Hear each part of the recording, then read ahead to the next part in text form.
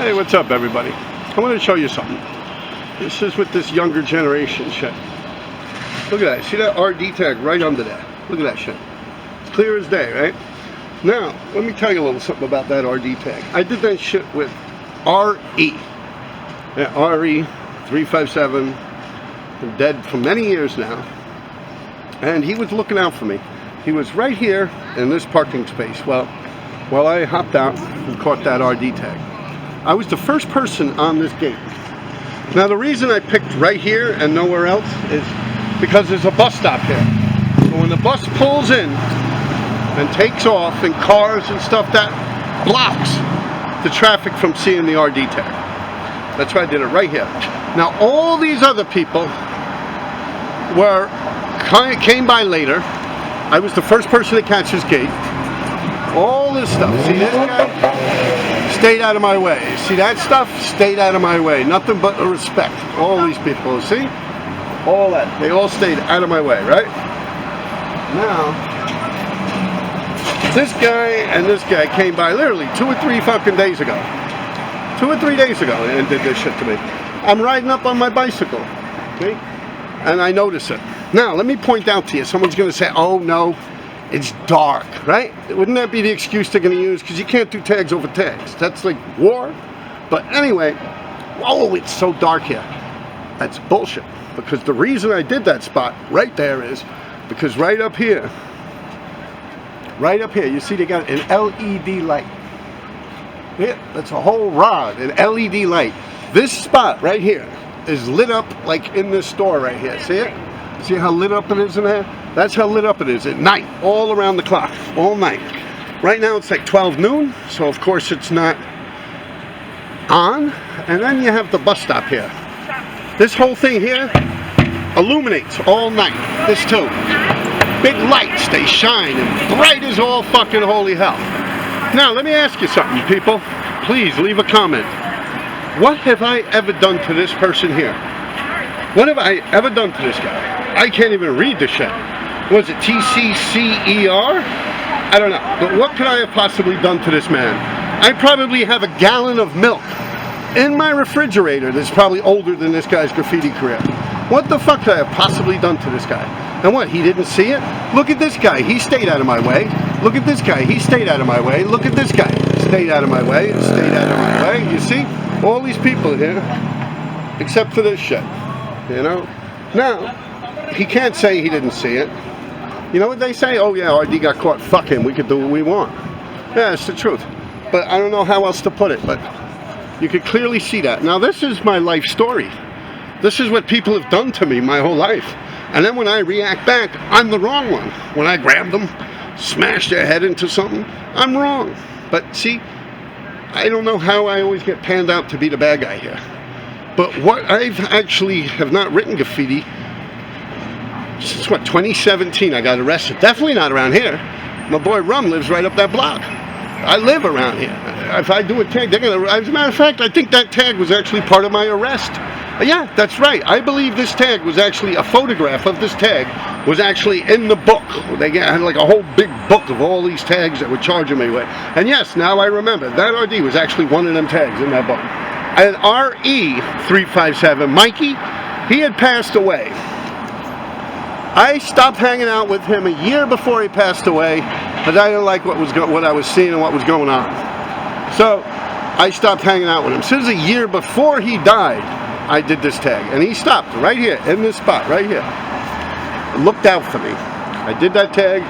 I said he could go. He went home, got on the FDR Drive. I walked up a couple of blocks to my house. That's the truth. See, here's where the bus stops. See that? The bus pulls right in here. This whole bus stop all lit up and everything. I did nothing to that person, like I've said. But you can clearly see it.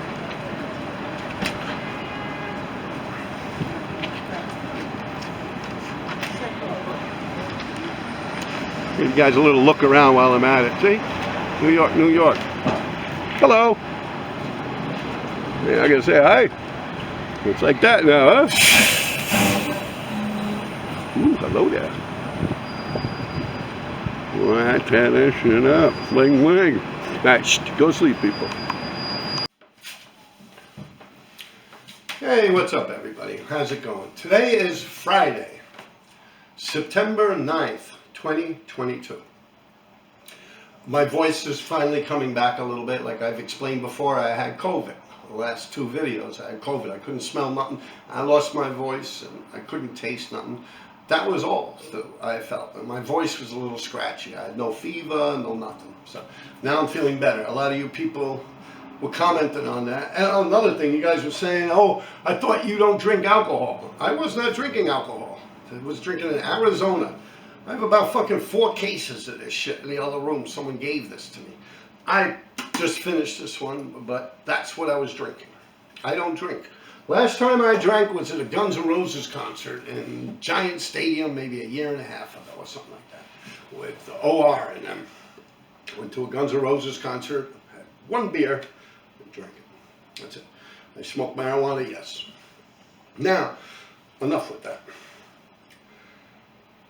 One person had commented in my past, you could look at the comments, the last video I just dropped, I believe it's FUK or FYK Tyrone was the name of the guy.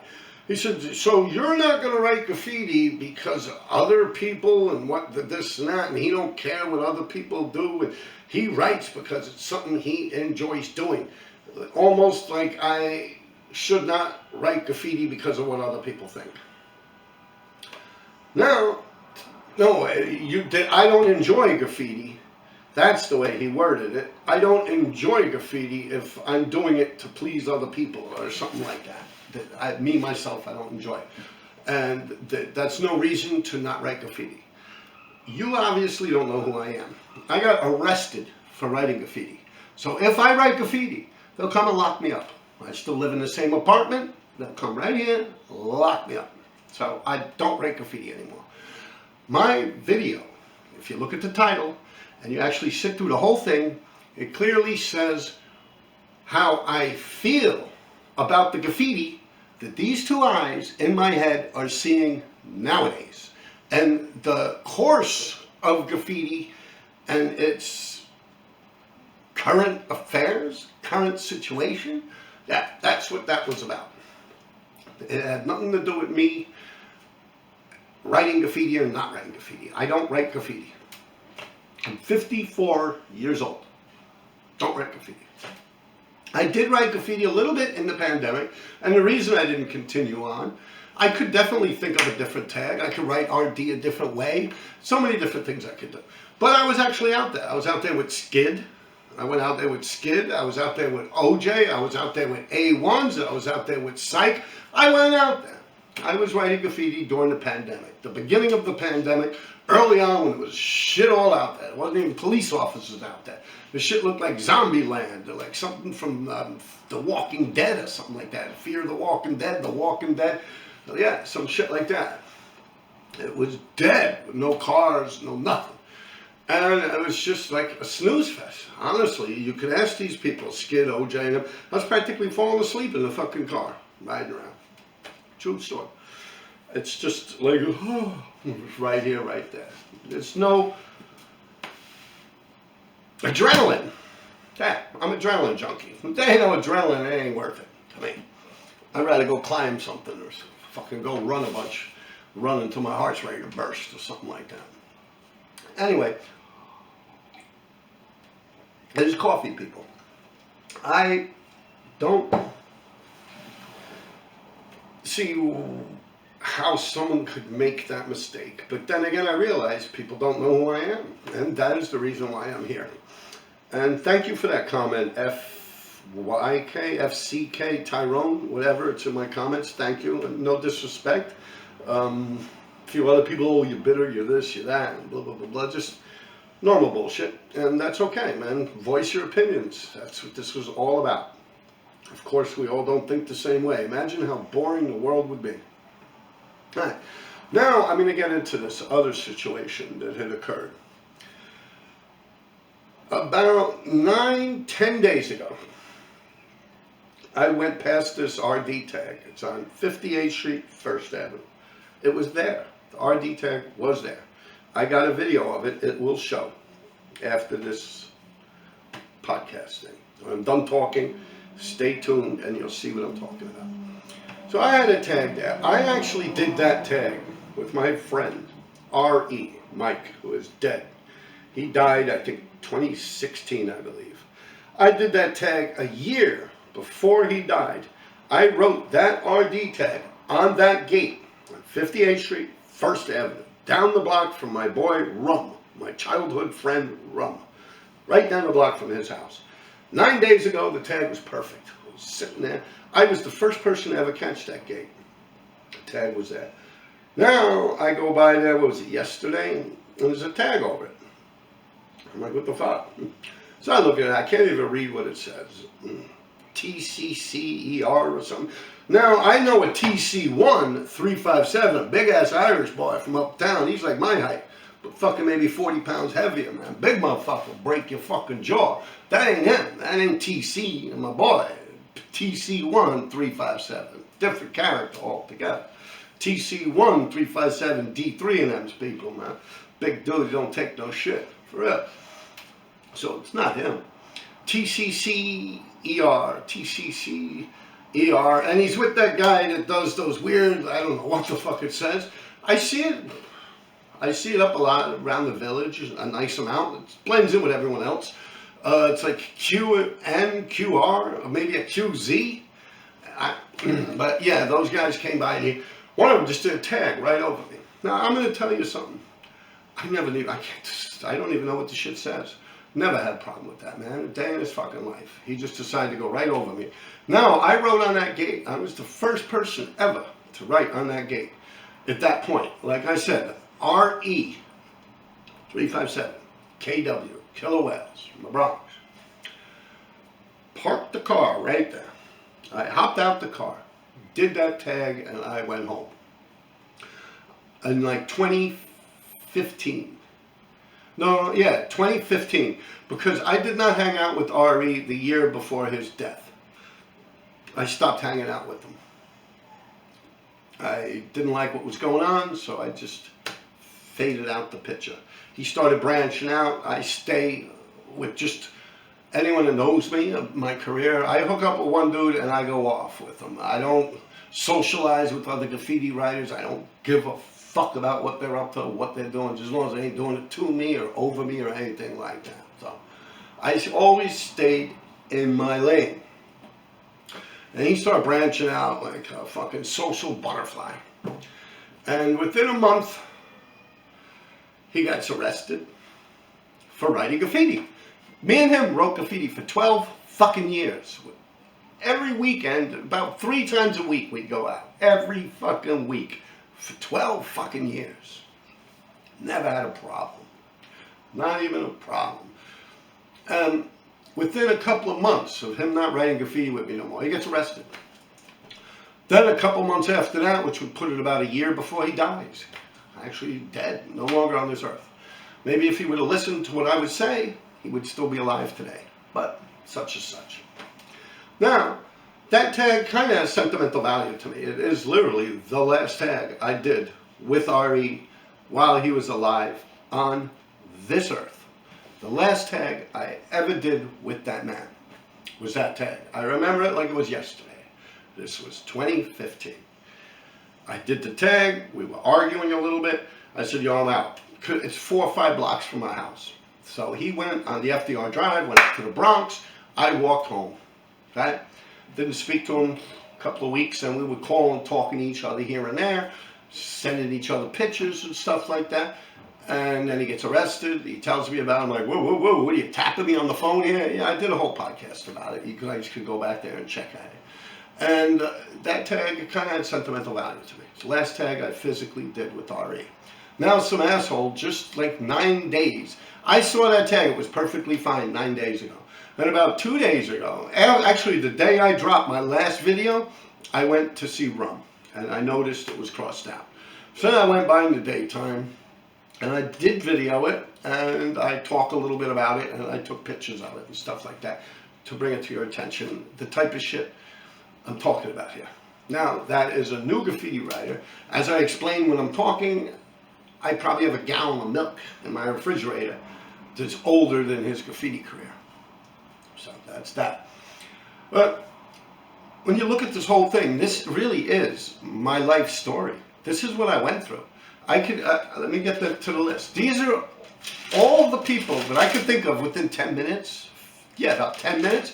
Just sitting here smoking a joint and thinking, who else? It took me about 10 minutes to come up with this list. Right? Now, all these people on this list started shit with me for no fucking reason on the face of this earth. They just said, let me fuck with RD so I could get points. I could become somebody. If I fuck with RD, then all of a sudden I get recognition, I get notoriety, I become somebody in the graffiti world. So I became a target like that early on, because I didn't fuck around, man. No one could fuck with me back then. When it came to graffiti, I won every single war I was ever in. I might not have won every single fight, but every single graffiti war, I won. Me. Right here, Robert Brian Dyer, I won. I beat everybody. Yeah, 10 times over. 10 fucking times over. I ran through them motherfuckers like they were a $2 whore on the deuce. But let's get to this. Here's a list of people that just decided to fuck with me, to enter into my life, to cross me out, or just to do some dickish shit to come on my radar. Now, the first group of people kind of fall together. You have this guy who used to write Phases, F-A-E-S. Not the guy that's out there now. This was BFB, MDC or some shit like that. And his friend Dash, and another friend, SP1. These three people, I think one of them moved to this neighborhood or something like that, Sutton Place, probably had money, probably rich. And they saw me up all over the place, so they said, let me go over this guy. Yeah, and they crossed me out. Now, and me going back over these guys for crossing me out, and they didn't just cross out little tags, they crossed out blockbusters and fill-ins, like shit that I call a fill-in is not like a little bubble letter I'm talking about. I'm talking about something that's like 10 fucking feet high or something like that. Half a fucking city block, 3-4 parking spaces at the least. Yeah. So anyway, Phases, Dash, and SP1. I start crossing them out. Then Chino and a whole other group of people, Chino BYI, Trim TNC, so on and so forth, they jumped on the bandwagon and started crossing me out. I physically fought Chino and lost. I don't want to get into that. It was a whole big nightmare before the guy was going on, fucking having a crony all over the fucking thing. Then you also have Sen4, who later on in recent years just started buffing me on the fire hydrants. He would paint over my tag on the fire hydrant, let it dry, and then do a Sen4 right over me like I was never there. I caught on to that. There's a whole podcast about that. You can read it. All right. Then you had MQ DMS, came out of nowhere, around 90 something. I wasn't even writing graffiti at that point. I was actually married and living in the Bronx, and this guy just decided to go over me. MQ, the letters M and the letter Q. DMS. Just decided to go over me for no apparent fucking reason. Never met the dude, never even heard of him. Wasn't even living in Manhattan at that time. I was living all the way up in the Bronx. Never even heard of the guy. I come around, he's going over me. I talked to D3. He said, yeah, the guy's calling my house. I don't know how he even got my phone number. He's calling my house. He's mocking JJ, who had died in a motorcycle accident. He's mocking his death and this and that. So I'm like, wow, that's some fucked up shit. Blah, blah, blah. So, all right, you have MQ, I just mentioned that. You have Omni, XTC, Omni, 156. I never did a fucking thing to him a day of my life. Reese, whatever the fuck you want to call him. Reese, I don't know. Reese, R-E-A-S. All right. Now, these three guys, it would be J-A, MQ, no, not MQ. It would be J.A., Omni, and Reese. Kind of all fell into the same thing. I actually broke down a whole big thing about my whole beef from beginning to end with J.A. I think it's a 4-part series. Now, someone had actually sent me this book right here. It's called Subway Lives by Jim Dwyer. I'm going to break down some stuff. There's a whole bunch of interviews in this book from all different writers, man. Well, those guys, anyway. This is labeled here, J.A., John Adelson, Audi, Audi 501 crew, John Adelson, J.A., Reese, fucking Smith, Insane, Rogers, Sony, Audi, a whole mess of people are in this books. And I'm going to break it down. People have brought this book to my attention asking if it's possible. J.A. actually does an interview in that book. And they were asking me, is it possible to fit 3,000 cans in a car with one of them U-Haul overheads? You rent it from U-Haul, you stick it on the top of your car, and you drive. Apparently, he stole thousands of cans of spray paint in California, and he drove it over to here. My myth-busting graffiti, I can't say nothing bad about that. I remember D3, my friend, Sammy, filling that fucking thing up quite a lot. And that also would depend on what type of car. A Cadillac, it could be a Le Mans. You know, your Cadillac, you fill the whole back seats of it, you fill the passenger seat, you fill the trunk, and you can fill a lot of fucking paint. So it depends on the make and model of car, and everything else, but I've actually pitched this to D3, and he said he'd fit about 300 and some cans, 500 cans maybe, up in one of them things. They're pretty wide, they're pretty big, it's like a big fat looking surfboard, it looks like a boat almost, upside down. So I can't say anything bad about that, but I did find a whole chuck full of nuts and other bullshit in the interview as I read on. That's definitely very interesting. It actually goes hand in hand with what I was saying about J.A. Ecstasy and the other 4 parts. It actually brings my point home. I pretty much nailed it. And I read this book. Someone mailed it to me because they know I'm doing this graffiti myth busting Monday, but I'm starting to think I might not do it on Monday. I might not even have I just want to have something, I'll talk about it. I think that's the best way to do it. But they brought it to my attention about that spray paint, and I said I can't say nothing bad about that. That could possibly have happened. There's not enough information here, and I'm not going to put myself on the line with something that he could have possibly done, and I'm not going to sit there, oh no, that never happened. I'm trying to be as truthful as possible, so I do not find any flaws in that. But as you read through that thing, it's almost word for word my whole 4 fucking chapters of this YouTube channel that I did of JA. It's word for word on the fucking button. So that's pretty interesting. We're definitely going to go through that. But hold on a second. Let me turn this off. I want to take a sip of coffee and smoke some weed. Yeah, I'm back. So now, yeah, we'll get into that whole book thing. I probably shouldn't even mention it until I'm ready to actually nail it. But anyway, getting back to this whole graffiti thing. It's like, I really did devote my life to that shit, man. I really did. And I am saddened at the outcome of it, where it winded up.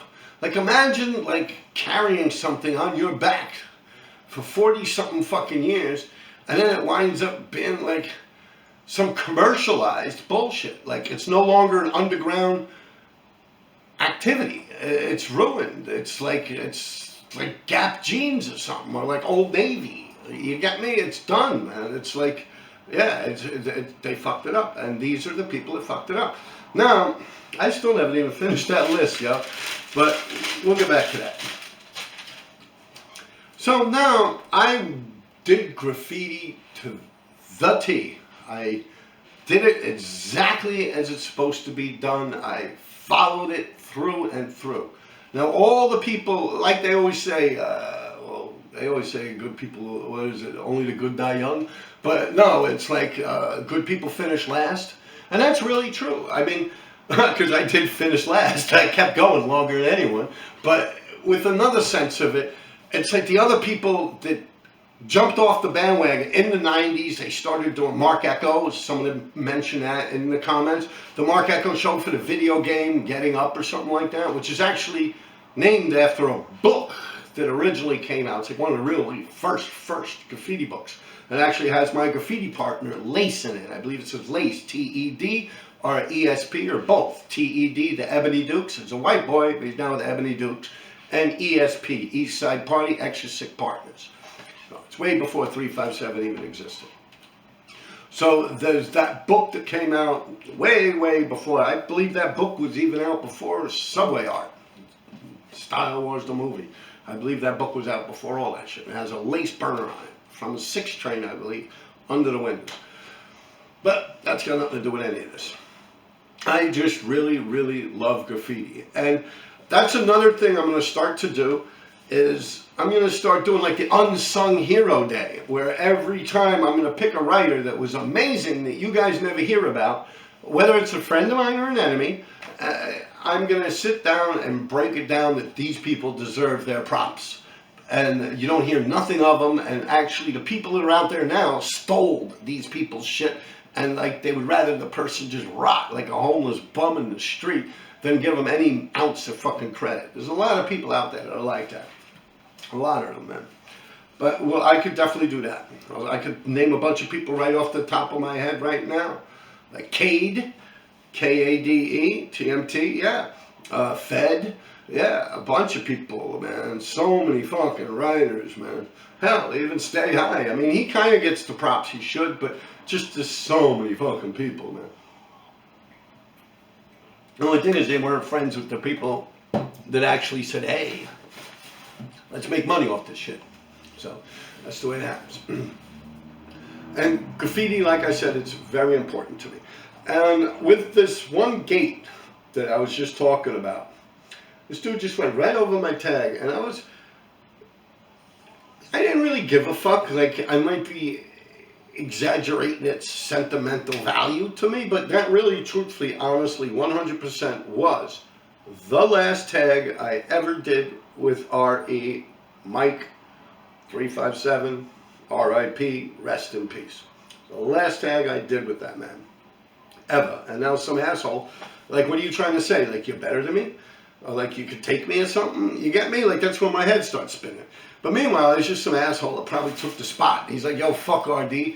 RD got arrested, this, that. He ain't going to come back out and write over me and shit. That's what Sen 4 thought. And you see what I did to him. That's another funny one. Sen 4 still, he talks all this shit. Like I said, he used to buff my tags. I caught him out there. And I noticed it right in front of my job. I come out my work. One day it's an RD on one side, the Sen 4 on the other. The Sen 4 is still there. I'm not going to get into the whole thing. I did a podcast on it.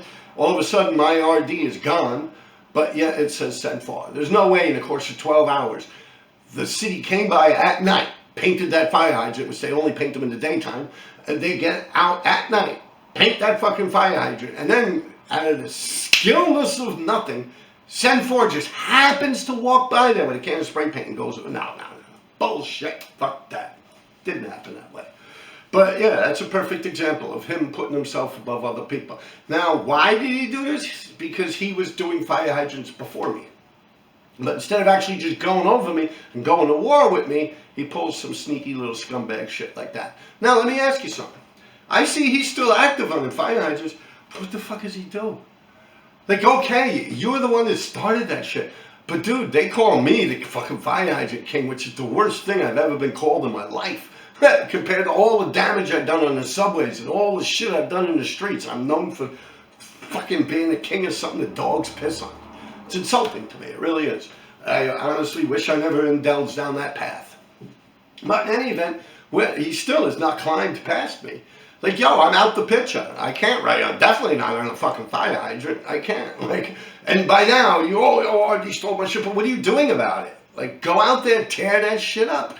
Prove me wrong. You don't. You stay like low amounts. Like, you just go out on a weekend or something, man. That's the bottom line. That's the way I see it. Like, you still have not climbed past that. Before, you had competition with me, you know, this, that, blah, blah, blah, blah. Now you don't. They're all yours, and I don't see you doing shit. I do see new tags, but yeah, we'll leave it there. Send for. And also, the way the world turned in the 1990s was like this. People would fuck with me, like I've explained. Let me finish this off real quick. These people would get out of nowhere, just come out of the blue and fuck with me, go over me, because I was king of Manhattan. All these people, where did I leave off? All right, around Reese. Well, like I said, Omni, Reese, and J.A. all together. I had no problems with them. I could have attacked J.A. They were sending J.J. over there to shut the fucking dude up because he was all drunk, acting like an asshole on the other side of the train while my friend Lace was doing a whole car. So I said, no, please, let me just go over there. And the reason I didn't do anything to J.A. and I stopped JJ from going over there and stabbing the fucking guy was because he was friends with my boy Richie, who wrote Nash, O.A. And he's out there, you can ask him. I was like, yo, Nash introduced me to this guy. I don't want no problems with Nash. He's a good friend of mine. A friend of his is a friend of mine. So J.A. got to leave that place healthy. Put it that way. Then all of a sudden he starts going over me. I never said nothing bad to that man. Never, ever, ever in my life have I said something bad to him at that point. I remember I was like, yo, they were making noise, smashing on trains. While my friend is in the next tube doing a whole car. There was actually 2 or 3 people doing whole cars. Whole fucking cars. They using 20-something cans of spray paint, sitting there doing some technical shit with characters on it. And you got some drunk idiot on the other fucking track making a bunch of fucking noise. So instead of having JJ go over there and stab the fucking dude, because it's the 3rd time we reminded him that we're here trying to finish this. You're going to get us in trouble. You're going to get us raided where the trains are going to pull out and we're never going to get to finish the fucking thing. The cops are going to come. Like, stop it, please. Like, we got a lot invested here. And he continued to act like an asshole. Then they just started going over us. True story. Now, let me go through each and every one of them. It's going to be a while. All right, Raj Rock. R-O-G-R-O-C. He was down with this crew called RFC, Running from Cops. Now, if any of y'all know Rost and Eos, yo, them dudes came up under me.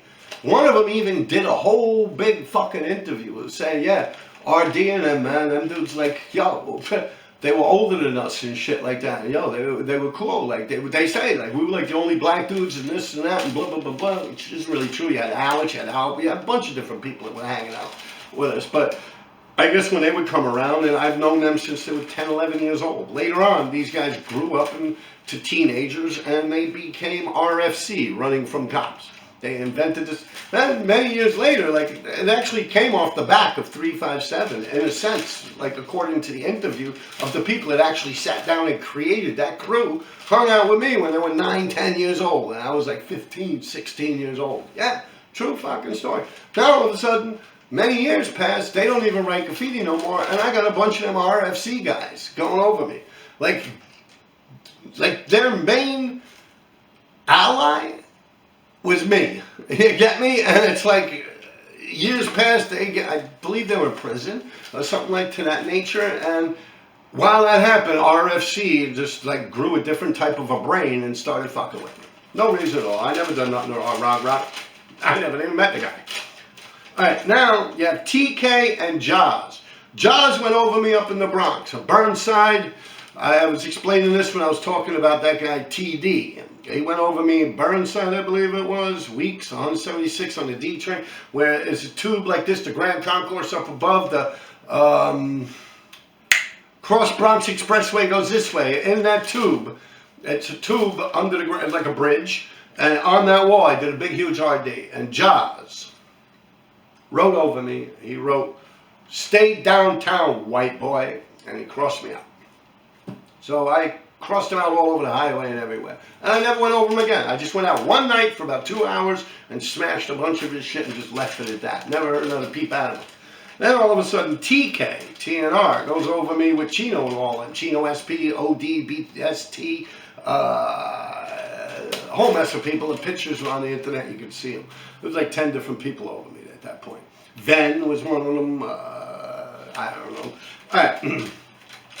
Now, Trim TNC was going over me, which is Chino's friend.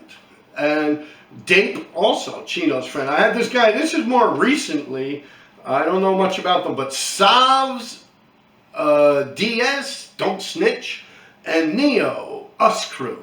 Now, alright, I can break that down real quick. These fucking guys, Skay was a friend of mine. Skay, S-C-A-E. In the 99, before I went to Jamaica, even like 99, right before the new millennium came around, me and him ran around to these big, huge fillings all over the fucking place.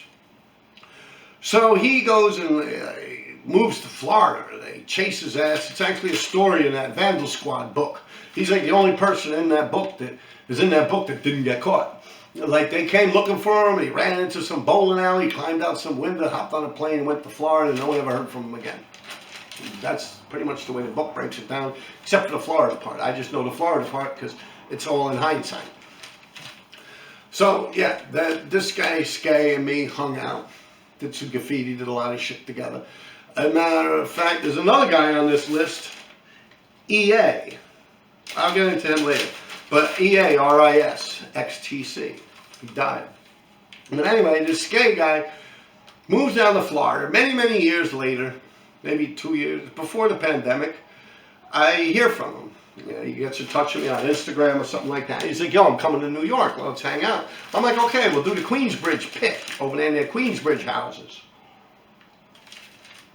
The subway pulls out of there from underground, comes up. Queensbridge houses, a lot of famous history in that place. Nas and them came out of there. Anyway, yeah, we were supposed to do big, huge stompers there.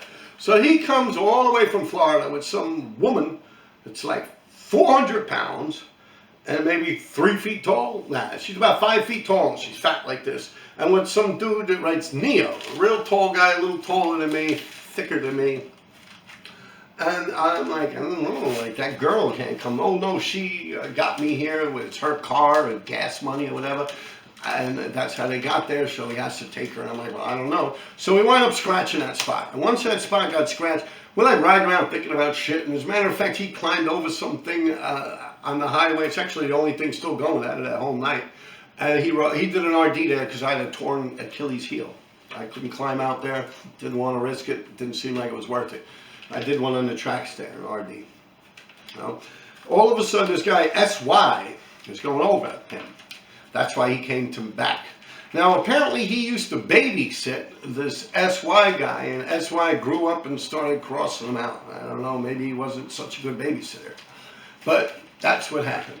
So now he's like, yo, Rob, you do me a favor, man. You're in New York. Why don't you go over this guy, SY, for me? You know, 357, man, NRG, you know, this, that. So I'm like scratching my chin. And I said, yeah, sure, why not? But I wouldn't do that shit. I didn't even see this SY guy up to actually go over. What am I supposed to do? Fucking look all over the city for SY? So anyway, a year or two pass. You know, like I said, this guy Neo, tall fella, he was there in that car with me and this fat girl and Skay. They go back to Florida, whatever. A year or two passes, and I'm hanging out with Skid, my boy Skid, 357. I'm hanging out with Skid. We're down near South Street Seaport or something. We're doing a couple of fill-ins. We're doing this, we're doing that. And I go home, and like 2 or 3 days later, I get all these Instagram messages from Neo and Skay. And not Skay. I actually never even brought this to Skay's attention. But Neo and this guy Sobs, they're getting that, yo, this, that, and you're going to get caught in the crossfire. Watch who you're writing with, and you're going to get caught in the crossfire. So I think I just sent him a question mark, like, what the fuck you trying to say? Like, you going to shoot me, motherfucker? You know, like, what the fuck? Like, where are we going? You know, so, and he's like, yeah, caught in the crossfire. Be careful with who you hang out with. We don't like Skid. And I simply responded back because they were hanging out with Cope and a bunch of other people I don't get along with.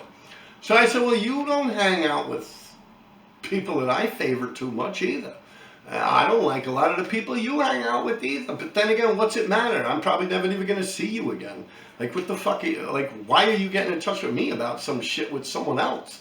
Like, what are we, in fucking kindergarten? You know? So he's like, yo, well, Skid did this, he did that. He robbed this guy Sobs.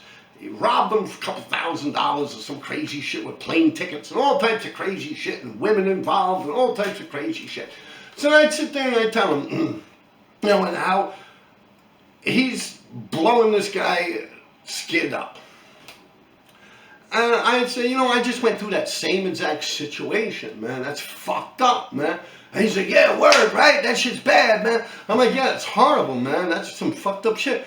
But I'm like, the only thing it's like really fucked up is when I went through it, it was a girl that was doing this shit to me because I no longer wanted to be involved with her. Like, you're not a girl. You're like a fucking dude, man. You're bitching like a little girl. He's, oh, well, yo, this, that, blah, blah. He started getting nasty with me. So I blocked him. I said, fuck this guy. I don't need him. So then all of a sudden, this guy Sobs. He sends me a picture. And this is funny. That motherfucker could have lost his life. But he says, yo, I'm in front of your house right now. And he's with Coke too, right? He's like, yeah, me a Coke tour in front of your house right now, right? And so I asked him, I said, does Skay know that you're fucking with me like this? And Skay will tell him, I don't know, man, you shouldn't be bothering Robert like that, man, that dude, like, like, let's be real, like, look at my history, like, look at my brother, look at everyone I hang out with, so, like, I don't know, like, that's probably, like, I believe in my heart and soul, Skay could have deaded that shit, or he should have deaded it. I would have done that for him. But, anyway, these guys, oh, I'm outside your house. Now, this dude just passed away, so I could talk honestly about it. When he died, this guy, Justino, we'll call him. That's his real name, Justino. He wrote Graffiti, but he didn't write Justino. I used to write with this guy, Just, which is a whole different human being. But Justino wrote Jute. Now, he's in my apartment here, right? Right? Same apartment I'm in now.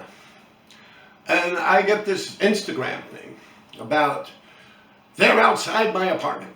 Come out, bring your gun, your Glock with you, right? So now I'm right here on the first floor, so like they're in front of my building right now. So I'm like, okay, I grab my shotgun. I say, okay. I'm like, yo, Juke, man, pull up the Venetian blind. Like I wanted to be in front of the window, like, motherfucker, you get me?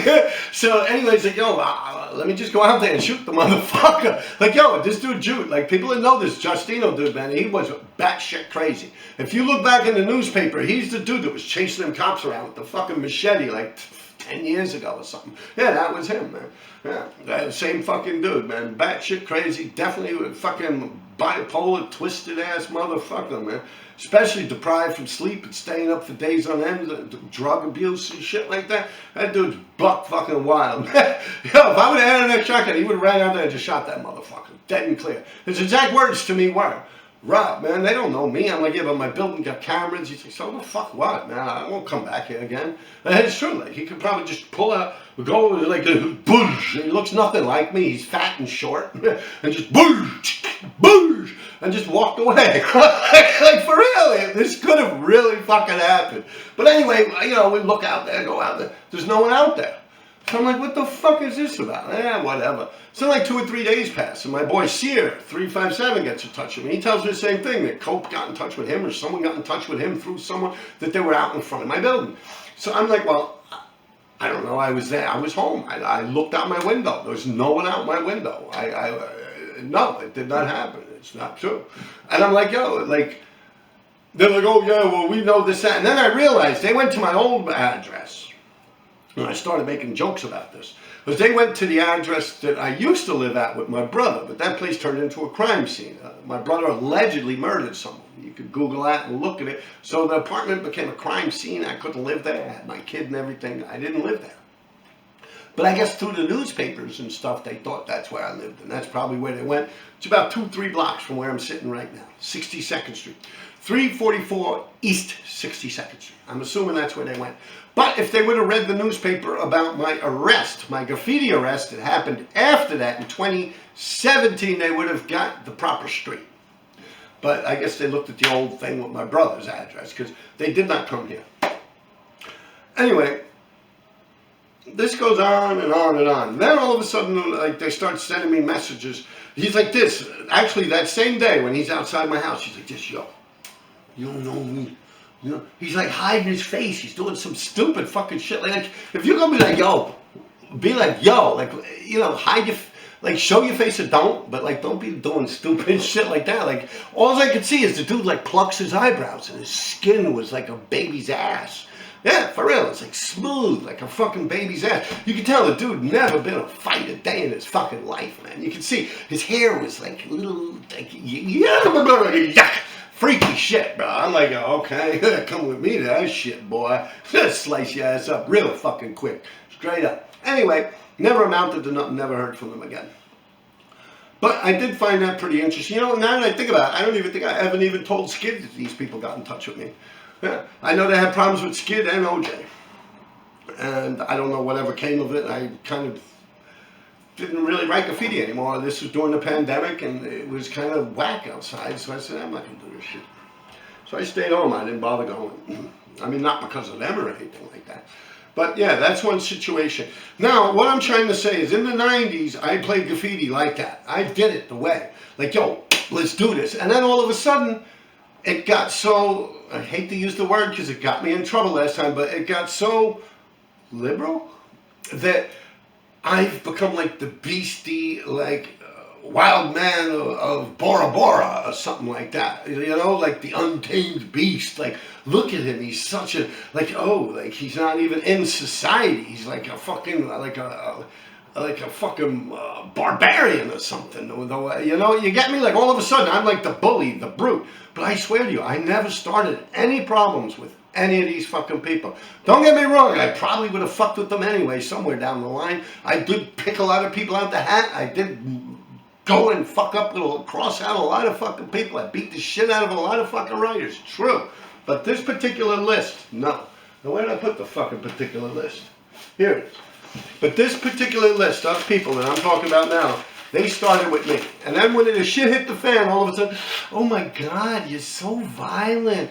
Why don't you chill, dude? Relax. Take a breath and shit like that. And I'm like, yo, what the fuck, man? Like, fuck all that flowers and shit. And someone else said that too. Like, yo, but yo, that's graffiti. You see, when you don't understand that, you don't understand the graffiti, man. You don't run around writing graffiti all over the place for 40 fucking years because you had a beautiful, perfect life. You get me? Like, obviously, there's something wrong with me. Like, hello? Like, the fuck? All right, let's get back to this. All right, TK, Jaws, Trim TNC, Dape, Salves, Us Crew, and Neo. Cult 45, Hailer, Bet TFV. Never did nothing to that man. He came at me. We're friends now. Chat all the time. I like his pictures. He likes my pictures. Yeah. But I never did nothing to that man. As a matter of fact, I had nothing but the utmost respect for him and Roaches. I really did. Crook also. Crook TBK. I had nothing but the utmost respect for him. Never had problems with Crook. But all right, now, I Bet TFV. Never had problems with him. Had no reason to understand why. Scuff. YKK, another dude I never did nothing to. But I guess through JA, a lot of this shit was JA's friends, a lot of these people. So he probably said, yo, you fucking with my boy, you fucking with me. But he probably didn't know the real story. I never did nothing to JA. If anything, I've done nothing in my power but to help that fucking guy and keep his ass from getting sliced up. True story. All right, now Foe. XTC YKK. Foe, F-O-E. Not Foe, OTB, out to bomb. Not old school Foe. No, not from before. EA, XTC, RIS. He used to go over me. Matter of fact, getting back to Skay. Skay got arrested. EA, RIS, XTC, ratted on him. He was there, I was there. Woodside, 61st Street, Cross Street, auto body shop, doing huge, big fucking bubbling or blockbuster type things like me and Skay did. We're sitting there filling it in. EA comes by. Skay is jocking the guy. Skay's like, oh my God, you're EA. I can't believe it. Like, he was in love with the dude. So he was so happy to meet this guy. It's like a teen idol of his, like someone he respected in the graffiti world. So EA's like, yo, I'll be right back. So now I'm telling Skay, you know, I'm ready to fuck that dude up, man. That's Ghost Boy right there, man. He's like, yo, come on, Rob, man. Yo, no, all right, whatever. So, you know, the guy disappears. It's like 20 minutes. He actually did an EA fill-in, but he didn't outline it. He's like, yo, I'll be right back. I got groceries. And he did have a bag of groceries. He had a bag of groceries, milk and stuff like that. It was in a plastic bag. He lived right around the corner. He said he'll be right back. So 20 minutes passed. All of a sudden, a cop car comes flying around the corner. EA, these two eyes saw it. Skay can admit it too. EA is in a cop car, in the back seat of the cop car, like a dog sticking his head out the window. You ever see that? Like a golden retriever, how they stick their head out the window? Hold on, I want to stop this and redo it because it might shut off. Yeah, EA. Sticking his head out the window saying, there they are, right there. And at that point, I was done. I was completely done. Skay, you know what Skay was doing? He was actually finishing EA stuff for him. Yeah, he was doing an outline over the E, and then the A is a lowercase a, and he put a pair of sunglasses on the A and everything. And he was slowly fucking around. I had milk crates filled with paint. I'm putting them in the back seat of his, in the back trunk of his car. So as I'm doing that, I'm maybe 5, 6 parking spaces away from him. The cops pull right up. Like I said, EA was hanging out the back window. I saw this shit. I slammed down the hood of the car, the trunk of the car, and I calmly, peacefully and calmly, I walked into an Irish bar. It was an Irish bar right there. It's like a dead end. It swerves back around. There was an Irish bar right there. I walked into the Irish bar. I walked up to the bartender. I said, excuse me, is there a cab service? Do you have a phone number for a cab service? I need a taxi. And the guy says, yes, there's one written on the wall there. This is when phones were in bars and shit like that. All right. I walk over the phone. I see it. I call a livery cab. I get in the livery cab. At this point, Skay's gone. The cops are gone and everything. At that point, I was living in Queens. 21st Street in Queens, Astoria, Queens. So I wasn't that far away. This was happening like around Woodside. So I get in the cab. I go home. And like the next day, Skay gets in touch with me. He's like, yo, Rob, man, I got caught, this and that. I was like, all right, he's like, what the fuck, man? I'm like, look, this is what you got to do. Right now, when that store opens that you were writing on, that auto body shop, you go in there, you tell him you will paint over the wall. You offer him money. You offer him whatever to be considered, I forget the fucking word off the top of my head, but restitution. That would be the word. You tell them you're here to pay restitution for the damage you've done, that you're sorry, you were drunk, you found spray paint, you were writing your girlfriend's name, the cops came, and you're so sorry, you'll paint the wall for them, you'll give them money to paint the wall, whatever. If you want to beat the charge, that's what you got to do. So he did that. Auto body shop never pressed charges. I believe he gave him $250 or something like that. And I don't think he painted it because the graffiti stayed there for quite some while. Matter of fact, I think Ghost and them were the ones that crossed it out. I mean, it's in their neighborhood. JA or some shit like that. No, JA wasn't around at that point. He was nowhere to be found. He moved, like, JA really left for like 20 years or something like that. Never, like, yeah. So his career is not really like you guys work it up to be. But anyway, yeah, it did last for a while, so I believe, but after that, he got some other, I faded out of that picture. I moved to Jamaica, the West Indies. I had my own problems, as I've discussed in my past. This guy, Espo, was following me around about some book. I stabbed some guy in the ass in front of Bryant Park there on 42nd Street, Lexington Avenue. No, not Lexington. Park. One of them. Lexington. Possibly. Anyway, I stabbed the guy in the ass, ran away, got on the train, went home. So I had a lot going on, and I didn't want to get in trouble, so I went down and moved to Jamaica, the West Indies. But now, with all this said, that guy, EA, I never met him a day in the life. Don't even remember him going over me on the subways or anything like that, but he was friends with Ghost, and he decided to rat us out. But he only got Skay in trouble, not me. And Skay was probably the dude's biggest fan. That's the bottom line with that. Now, it's almost like, I was watching this podcast, and I don't watch it anymore. I haven't watched it in a couple of weeks. But it's Robert Rosso, Convict Inc. Anyway, to make a long story short, you got this guy, Robert Rosso, from Convict Inc. He was in prison 20-something years, 23 years, 28 years, I forget. But anyway, he was in the federal joint, Italian guy. He was in jail with Carmine Persico, the Snake, Tommy Karate, Tommy Protera, a couple of these Bath Avenue boys, Reynolds. I knew a Terrence Reynolds, but I think they're talking about Tommy Reynolds. And anyway, there's this guy, Jimmy Calandra, that is going on there, and he has a podcast. I believe it's called Jimmy Calandra. And he grew up in the neighborhood that Tommy Karate was from.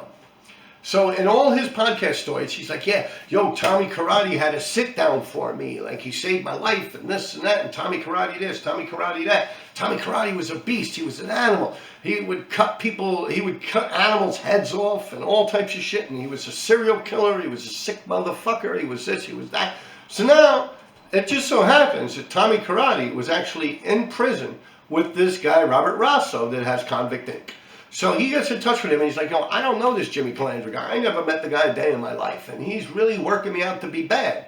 You know, I'm in prison here. I might possibly make it to parole one day. And this guy's fucking me up, man. Like, I don't know the guy. Why is he doing this to me? You know, so basically this guy, Robert Rotso, called him on it. It was like, yo, you don't know you? Started getting letters from Tommy Karate, proving I don't know Jimmy Calandra, never met him a day in her life. And there's other people that are in prison that were actually with Jimmy. It's a whole mess of shit. But anyway, he got exposed for that shit. And that's kind of like what's going on. I mean, I'm not no fucking serial killer. I'm not no mafia guy. I have no Italian blood in me whatsoever. But it's very similar to that. Like, making their sweat like the books. And the only time I ever get mentioned is in a bad light. Similar to like what they were doing with Tommy Karate. To make themselves look better. Just like that book with Espo. Just like that book with Espo. To make himself, I've got no connection with that man. That man had no connection with New York whatsoever.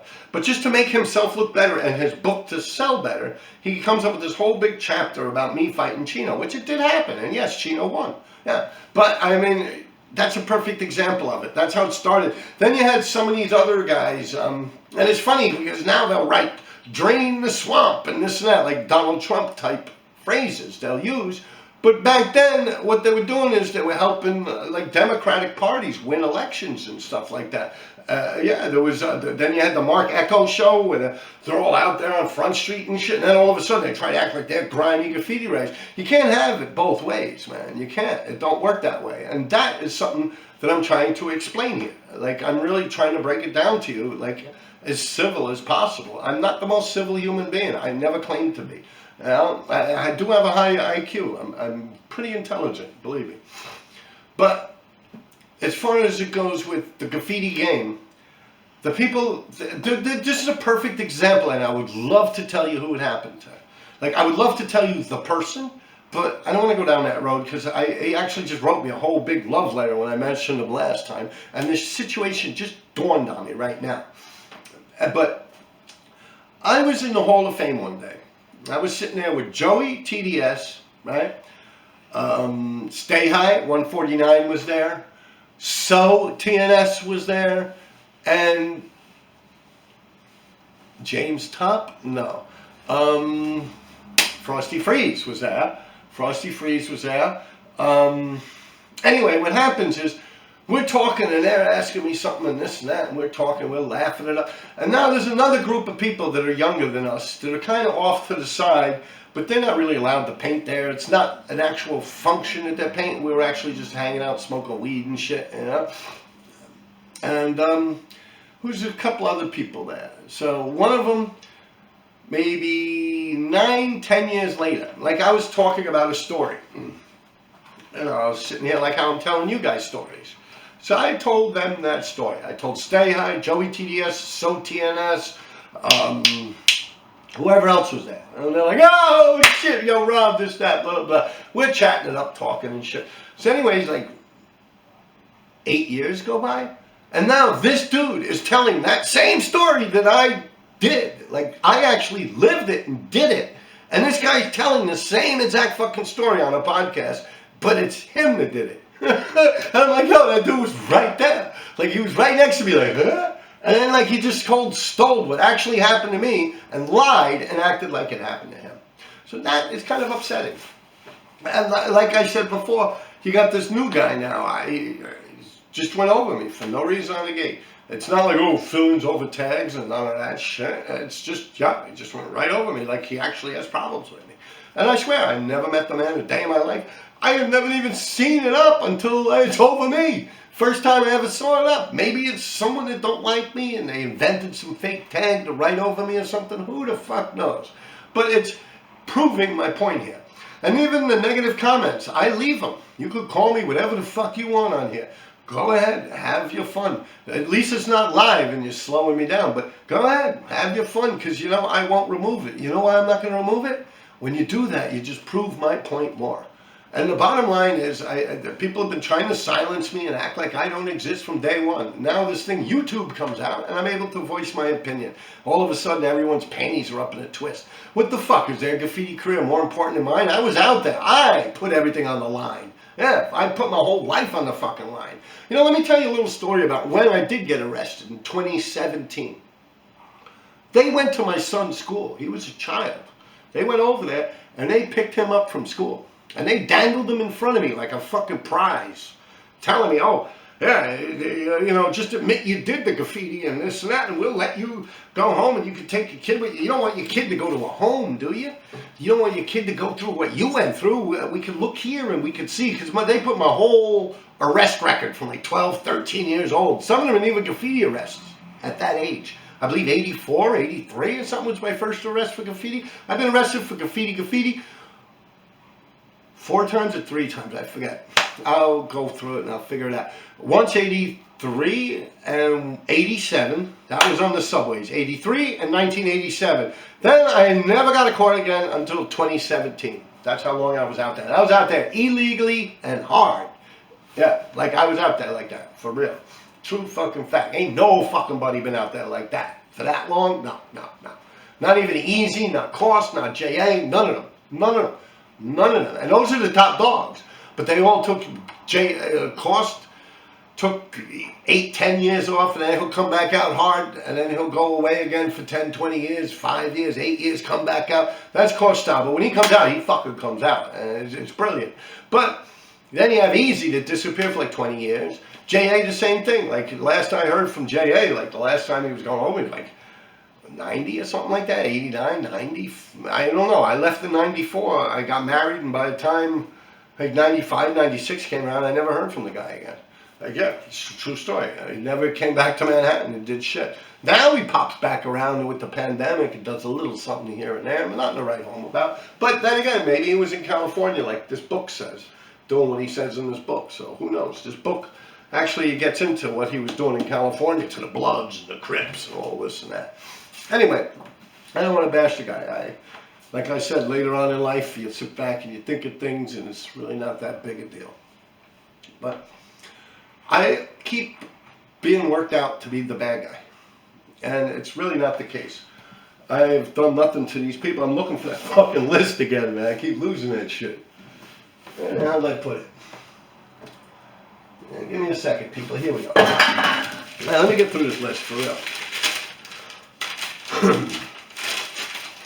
All right, Army, TKA, Jaws, Dape, Sobs, Neo, Cult, Hailer, Bet, TFV, Scuff, YKK, Foe, YKK, EA, XTC, RIS, Rage, Rape, either Erupt or Europe. I can't figure it out. The dude went over me in the Dewey Yard out in Coney Island. I had a big fella there. He did some bullshit right over me. Then you had Nats, N-A-T-Z. And also N40, I might think they're either friends or they're the same person. You had Nats, N-A-T-Z, and you had an N40. Fat guy, bald head, kind of like a punk rocker dude. Then you had NATO, he was going over me. Bruise went over me. Dutch, Dirt, CP. I did that page already. Hest, Host, Swatch, Fecal. It's just so many more, man. That's just me sitting there thinking about it, you know? But every single one of them people, I've done nothing to. I could really, like, if I give me another hour, I could come up with a whole mess more people, believe me. I really didn't give a fuck. I was going at it. But every single one of those particular people just came at me for no fucking reason. To the best of my knowledge, I never done nothing to them, never met them. I don't really bounce around graffiti circles. If I did, you people would have heard of me, right? I really don't. I stay to myself, just like I said, 149th Street, the bench. Like, I'm not going to sit there breakdancing and watching trains go by. We were out there robbing shit, man, straight up. Robbing, stealing motorcycles. I used to steal big chunks of cheese, these big wheels of cheese from basements of delis and sell them to other delis. Big black garbage bags, cases of them. Yeah, whole fucking skits of them fucking things. Power tools, everything. I'd steal it, man. Hubcaps, car wheels, fucking cars, fucking... if I sat here telling you that shit, we'd be here until the sun comes up. All this shit, pants, clothing, fucking paint, hardware supplies, fucking food, just Jesus Christ. It's all I did. Graffiti and all that shit. And fucking out there living the life the way it is.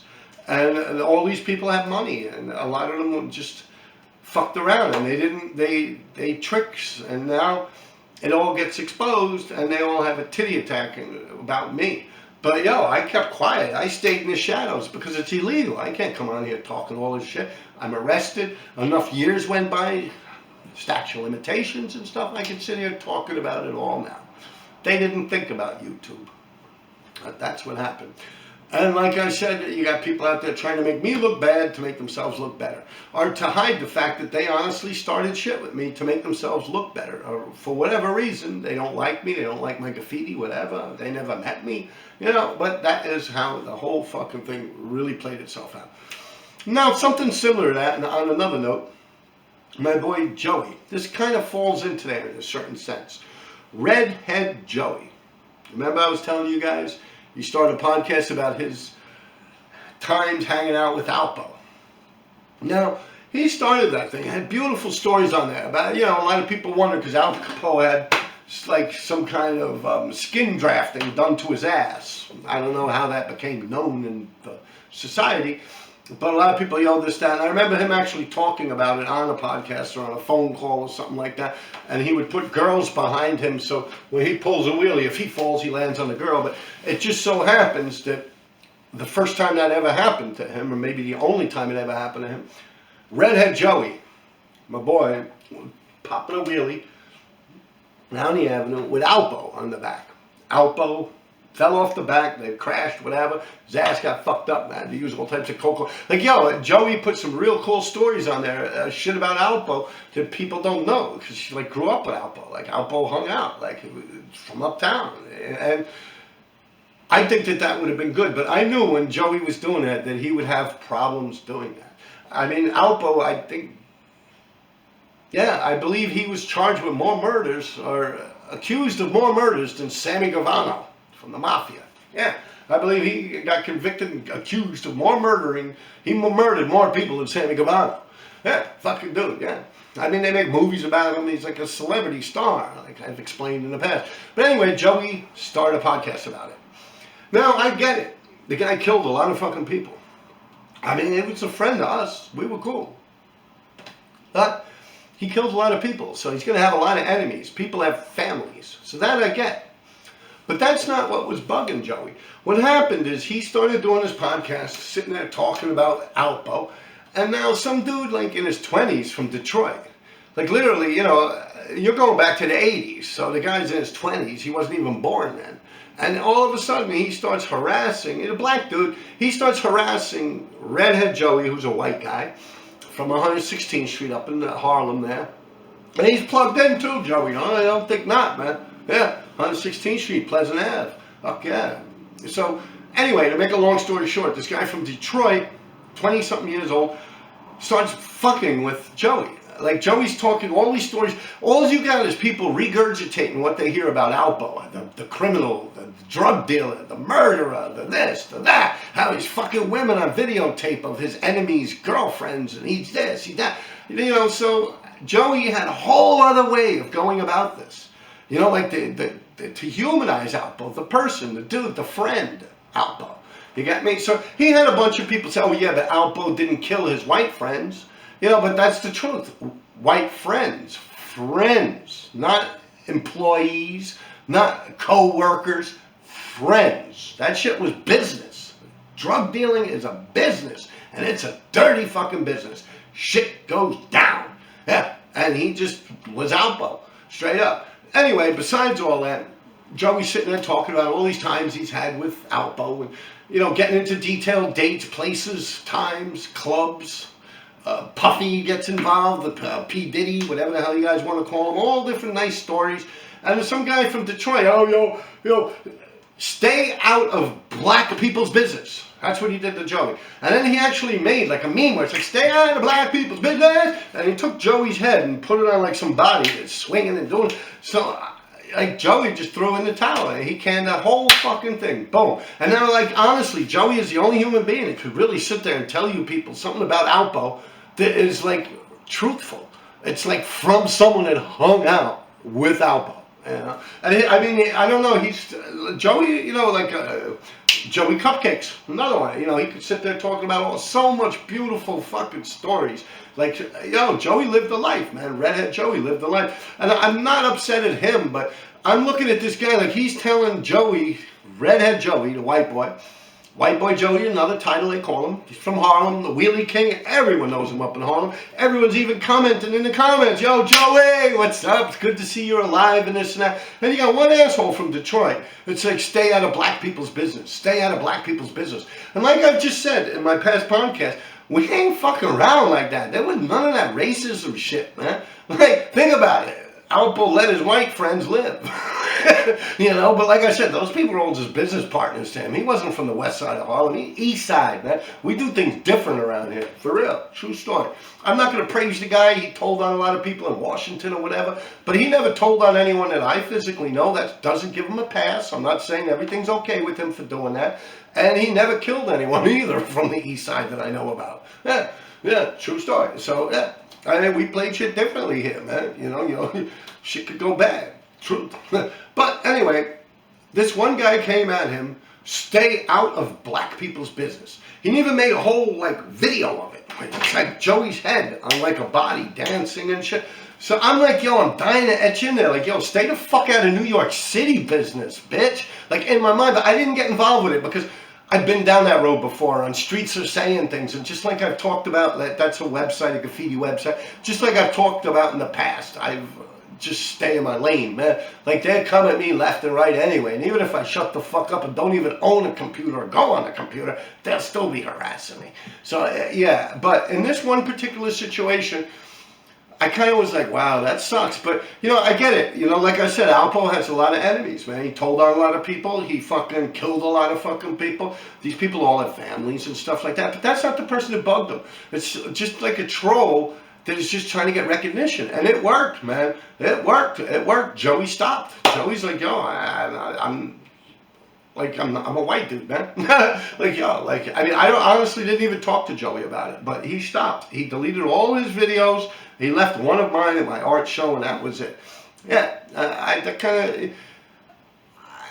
feel bad. I do. Like, I think that Alpo deserves that. In my mind, I mean, people might think he don't deserve shit, but on all respect and honesty, I know Alpo, and if there's a God above, he ain't in heaven.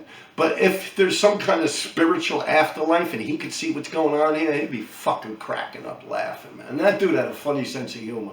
And that's the truth right there, man. And I don't want to get into it too much because, like I said, I never even discussed this with Redhead Joey.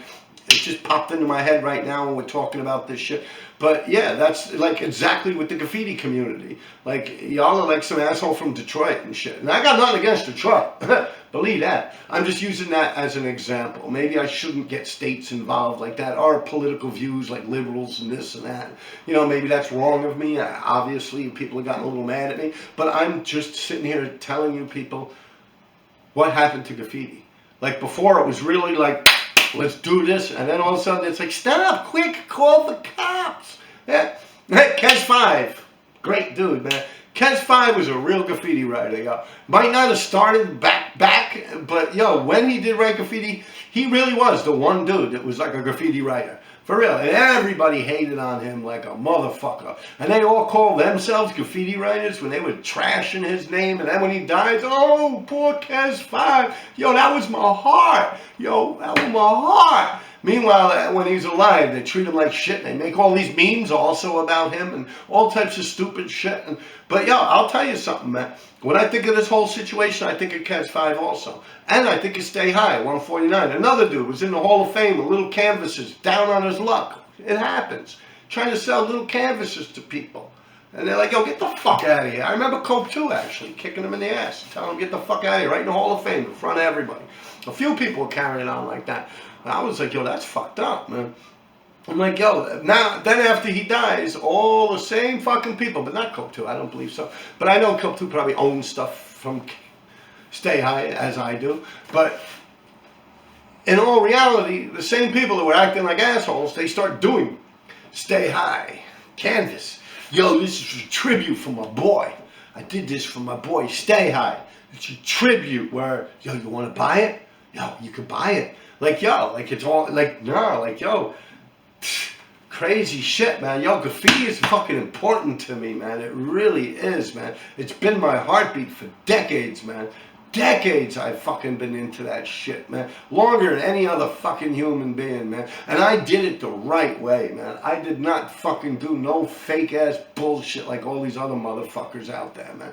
That's the truth, man. I really, really did play it the fair way. I really honestly did, man, from the bottom of my fucking heart. And all those people I just mentioned, like I said, I started a lot of shit with a lot of fucking people. I crossed out a lot of people. I beat down a lot of people. I robbed a lot of fucking people. But those particular people, no. Those people that I just read to you on this stuff, no. Never started or did a fucking thing to them. Never. Never, ever, ever. To any of them or their people. Most of them are from Brooklyn, way out in Queens somewhere. Never even had contact with these people. Manhattan, Harlem, the Bronx. You see, I did not name any of them people. None of them people are from the Bronx. See, Cope 2 and me had beef, yes. But me and Cope 2, it was more like just a fucking love fest kind of deal with me and him. He'd fuck with me, I'd go over him, he'd go over me, it'd go back and forth. Sometimes he'd start it, sometimes I'd start it. It's just the way it was. It was always just funny. Honestly, with Cope 2, it was always just funny. I mean, and even him, like I said, I actually give him respect. After I've done my art show out in the Hamptons, I learned it. Like, to do a solo show, man, that shit's a lot of fucking crazy shit, man. A lot of shit I didn't think about. It would fall into play, actually fell into play. I mean, it's all sweet until it ain't. Let's just put it that way. I mean, I did very well at the show. Yeah, don't get me wrong. I did extremely well with it. But still, it's a lot. And I give Cope a lot to have a business mind like that, man. A dude from the Bronx, and he could control it. And let me tell you something, they come at Cope too real fucking hard too. All the memes and shit about him. I'm dead serious, man. I always just fucked with him, like, and he fucked with me. It's never like, I don't know, it was never personal. To be true for you, with that whole thing with Savs and Neo and them, I don't even think Cope 2 was with them in the car. Yeah? They sent me a picture of Skay, like this. And I'm like, well, Skay definitely ain't that fucking car. He don't want to fucking die. You get me? But I never, that's a true thing too. You could ask Skay, any of you people out there, if I ever mentioned this to him. No.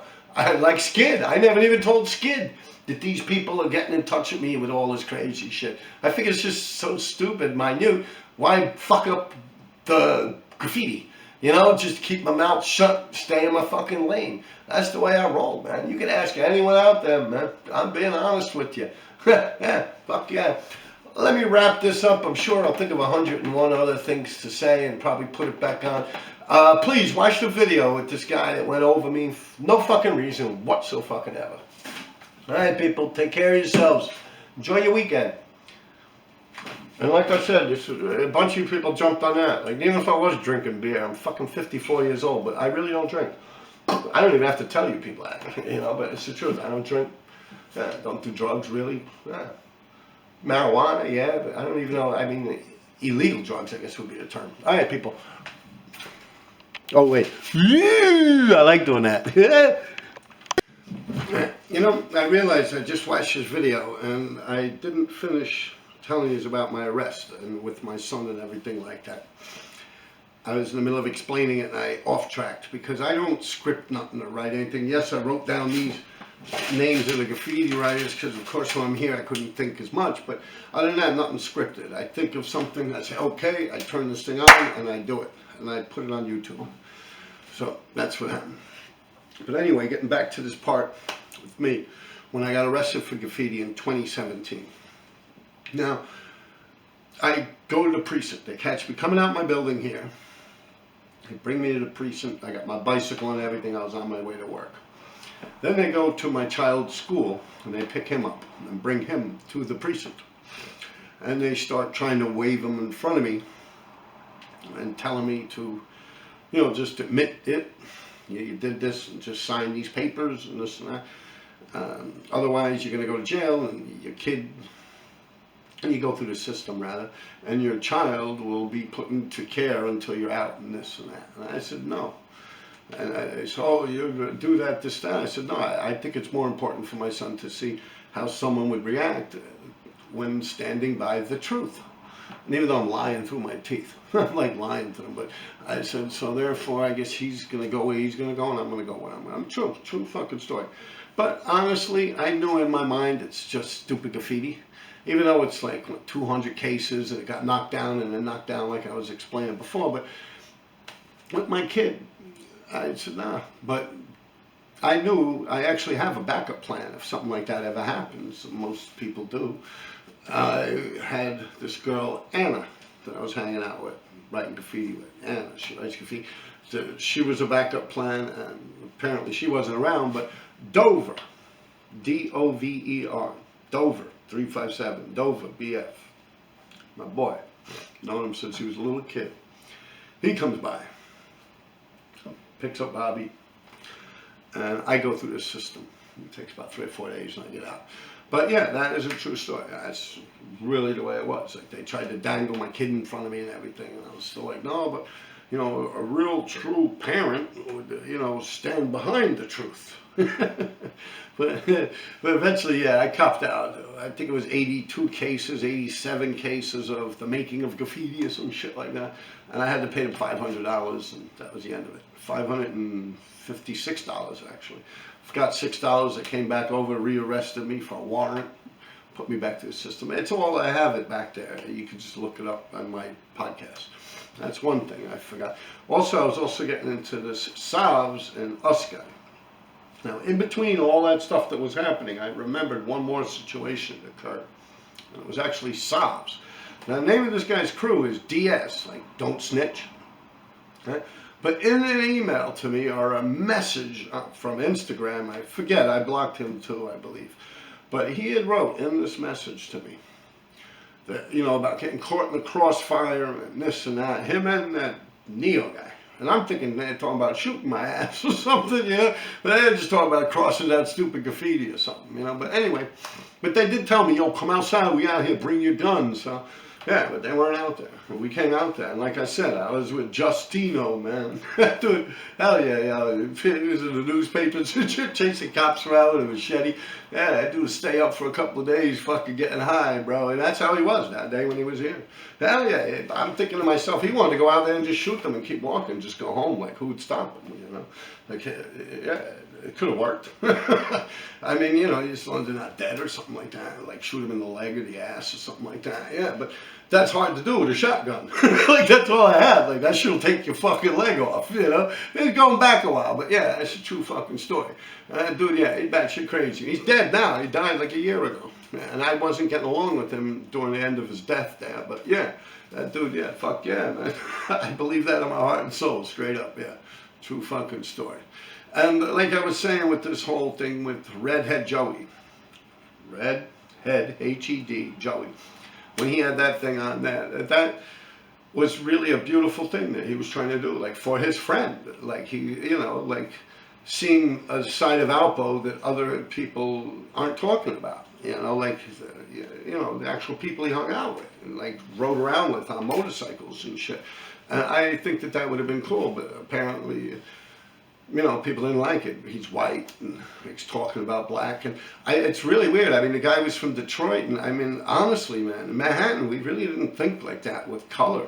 I mean, we would joke with each other and fuck around and do stupid shit, but that went every way possible. Like I said in the past, we hang out with Japanese, Chinese, shit, fucking Vietnamese, hell yeah, BTK, little Eddie and them, fuck yeah, all the Irish, fucking Italian, Greeks, a lot of fucking Greeks, a bunch of Germans, Yorkville, it's technically Germanville, you know, Germantown, yeah.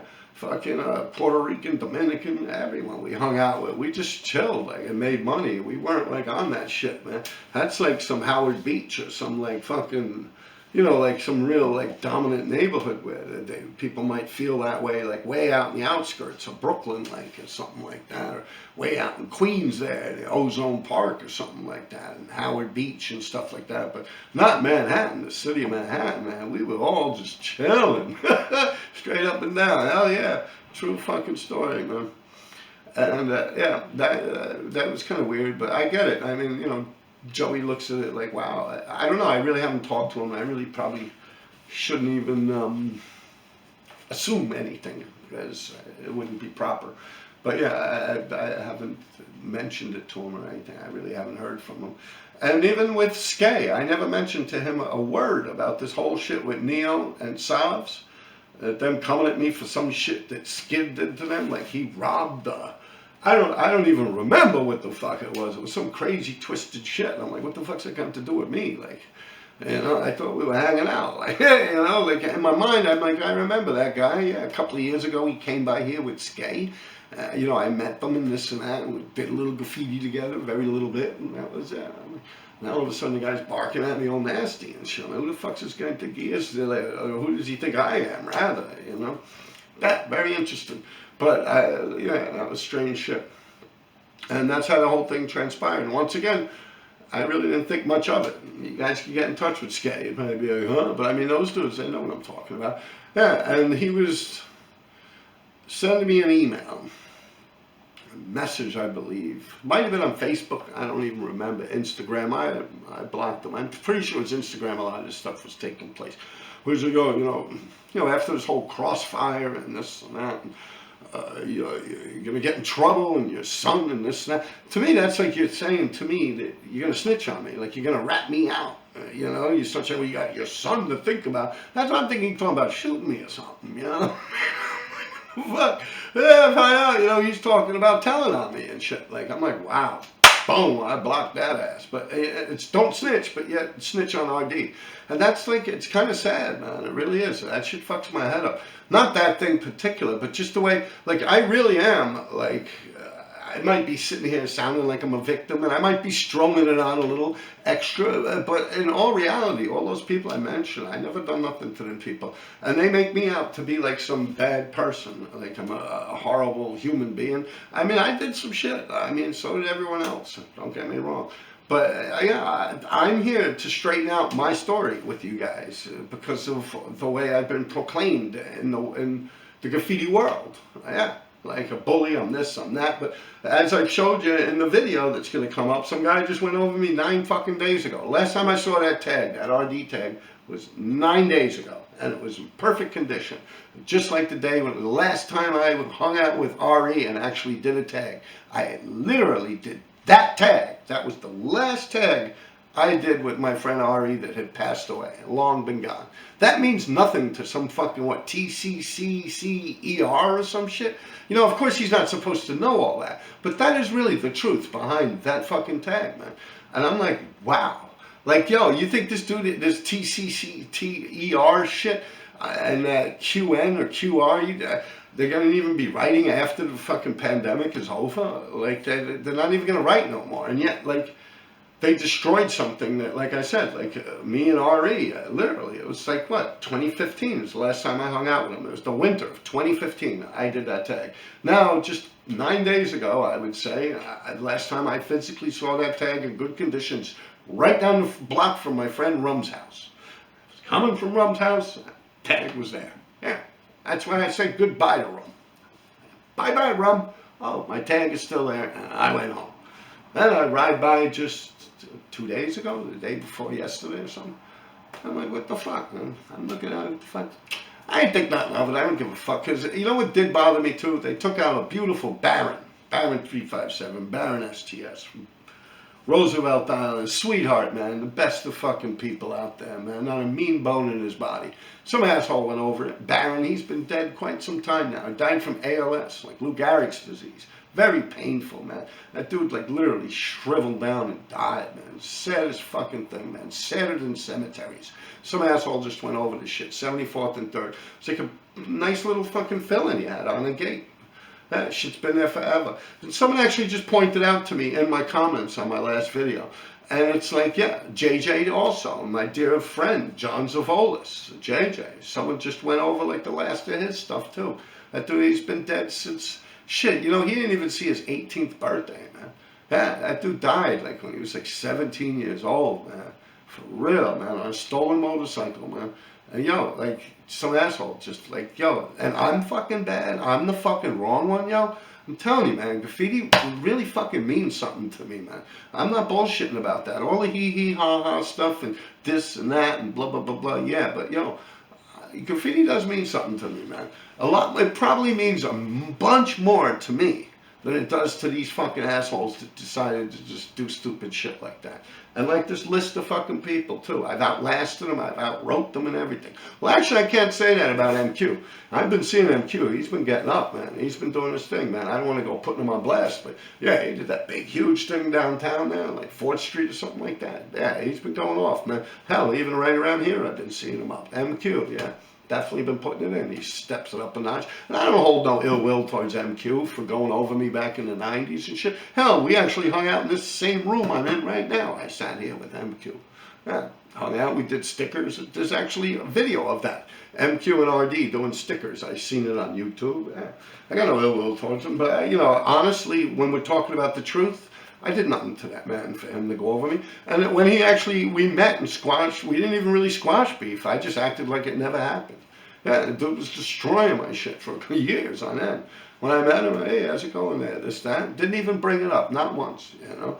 I'm really not like the way it's worked out to be, man. Really, I'm really just, I mean, I'm not innocent. And I did stir up a lot of shit out there, don't get me wrong. But yeah, really, don't get me wrong.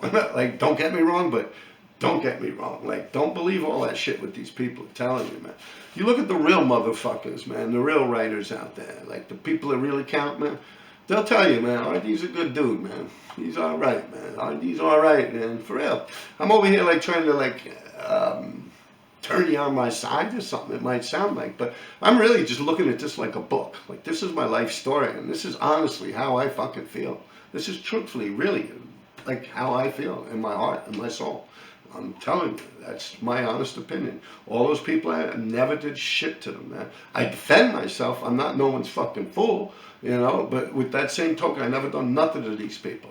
Each and every one of them. And yeah, nothing. I've never done a fucking thing to any of those people. And I'm not playing victim. I've done a lot of fucked up shit out there. I'm not looking for sympathy. You know, as I've explained in the past, I'm like, bring it. You know, I'm at the age of 54 years old. None of this really matters to me anymore. You know, it's kind of like I've explained before, it's kind of become like a whole like liberal movement and stuff. It's just, I'm not down for it. Like, I guess I finally grew up, or just, well, I got arrested. I guess I finally got arrested.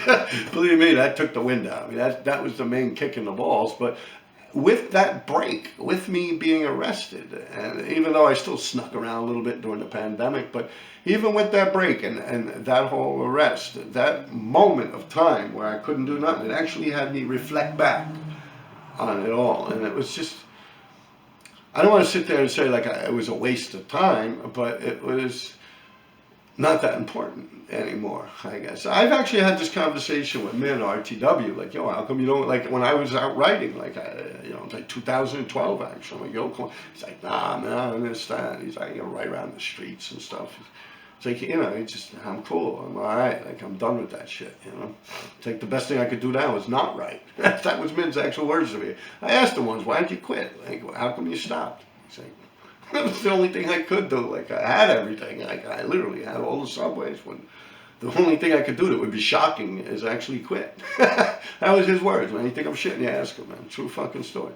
Told me that right in this same room. Yeah. Yeah. Amazing. Amazing writer. Amazing human being, man. Good people. Men, RTW. Yeah. All right, people. Take care of yourselves, man. This is a long episode, but it's a deep topic. All right.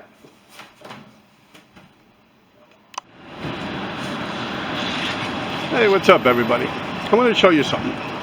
This is with this younger generation shit. Look at that. See that RD tag right under there? Look at that shit. It's clear as day, right? Now, let me tell you a little something about that RD tag. I did that shit with RE. Yeah, RE357. I'm dead for many years now. And he was looking out for me. He was right here in this parking space. Well, while I hopped out and caught that RD tag.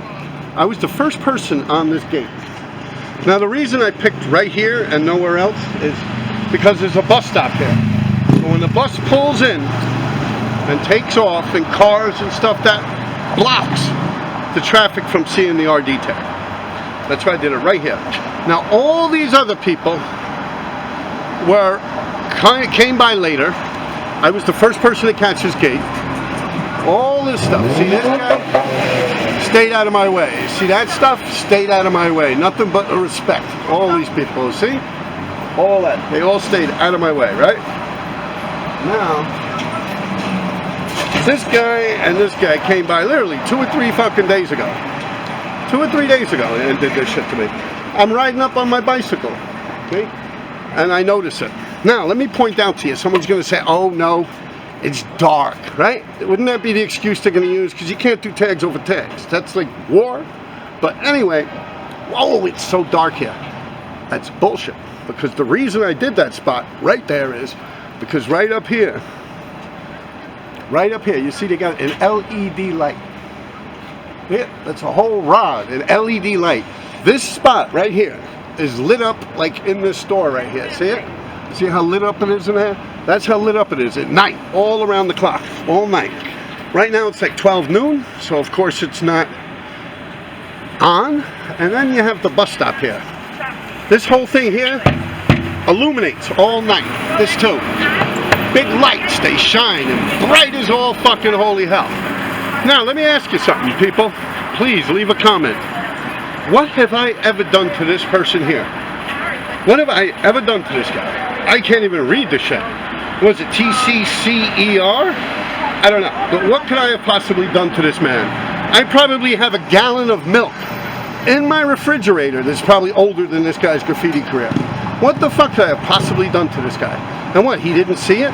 Look at this guy, he stayed out of my way. Look at this guy, he stayed out of my way. Look at this guy, stayed out of my way, stayed out of my way. You see, all these people here, except for this shit, you know? Now, he can't say he didn't see it. You know what they say? Oh yeah, RD got caught fucking, we could do what we want. Yeah, it's the truth. But I don't know how else to put it, but you could clearly see that. Now this is my life story. This is what people have done to me my whole life. And then when I react back, I'm the wrong one. When I grab them, smash their head into something, I'm wrong. But see, I don't know how I always get panned out to be the bad guy here. But what I've actually have not written graffiti since what, 2017 I got arrested. Definitely not around here. My boy Rum lives right up that block. I live around here. If I do a tag, they're gonna, as a matter of fact, I think that tag was actually part of my arrest.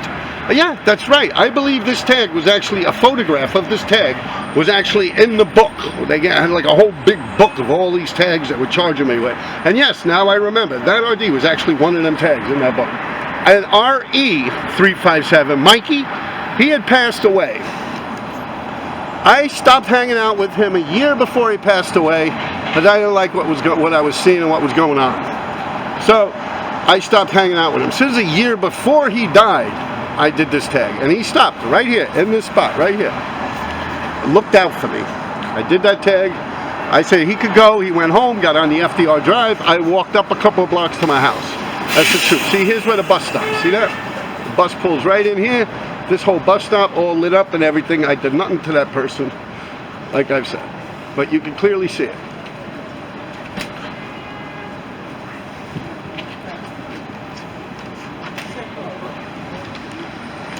Give you guys a little look around while I'm at it. See? New York, New York. Hello. Yeah, I gotta say hi. Looks like that now, huh? Ooh, hello there. Boy, I tear that shit up. Bling, bling. Nice. Go sleep, people.